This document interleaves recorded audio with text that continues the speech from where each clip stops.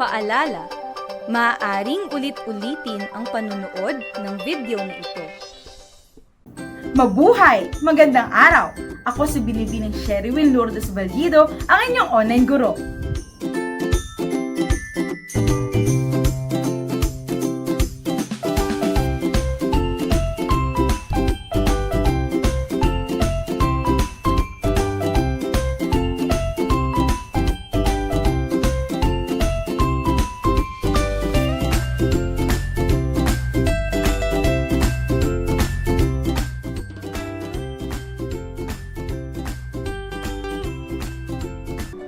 Bago tayo magsimula, tayo ay manalangin.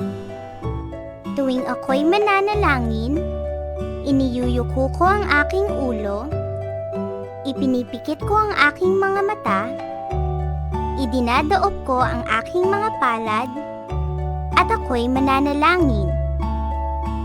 Panginoon, maraming salamat po sa araw na ito. Bigyan niyo po kami ng dunong at angking talino upang matutunan po namin ang aming mga aralin. Maraming salamat, Panginoon. Mahal ka namin. Sa pangalan ni Jesus. Amen. Handa ka na ba? Sa araw na ito ay malalaman mo ang iba't ibang mga tao na bumubuo sa paaralan. Kilalanin natin sila. Makinig at matuto! May mga mahalagang taong bumubuo sa paaralan. Sila ay may mahalaga at iba't ibang gampanin para sa ikabubuti ng mga mag-aaral at kabuuan ng paaralan. Guro, sila ang nagtuturo sa mga mag-aaral ng kanilang mga aralin. Sila ay responsable para sa pagbibigay at paghahatid ng mga kaalaman sa kanilang mga mag-aaral. Punong guro o principal or school head. Siya ang nangangasiwa ng paaralan. Tungkulin niyang tiyakin na mahusay ang paraan ng pagtuturo dito.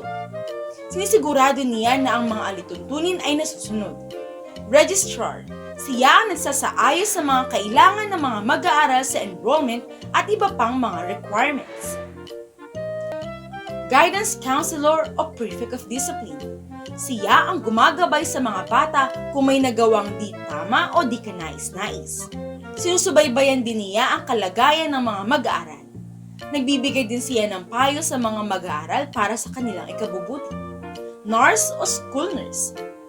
Siya ang nag-aasikaso sa mga batang may sakit o nasaktan sa loob ng paaralan. Guardia o guard. Siya ang nagpapanatili ng seguridad sa loob at labas ng paaralan. Tinitiyak niyan ang kaligtasan ng bawat mag-aaral.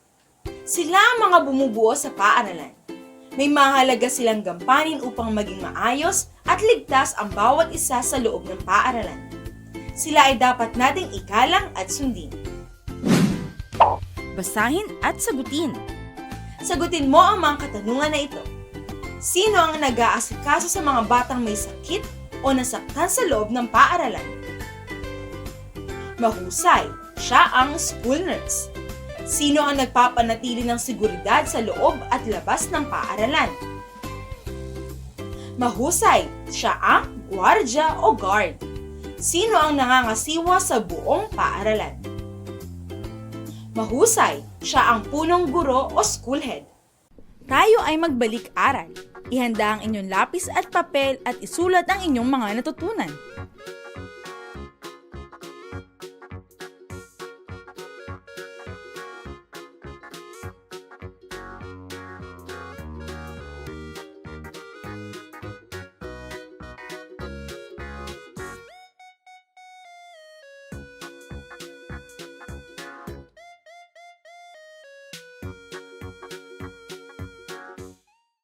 Bago tayo magtapos, tayo ay manalangin. Tuwing ako'y mananalangin, iniyuyuko ko ang aking ulo, ipinipikit ko ang aking mga mata, idinadaop ko ang aking mga palad, at ako'y mananalangin. Panginoon, marami pong salamat sa araw na ito. Maraming salamat po sa lahat ng aming natutunan at sa pagtuturo niyo po sa amin ng magagandang asal. Mahal ka namin, Panginoon, sa pangalan ni Jesus. Amen. Magkita-kita tayong muli sa mga nakakapanabik at masayang mga aralin. Paalam!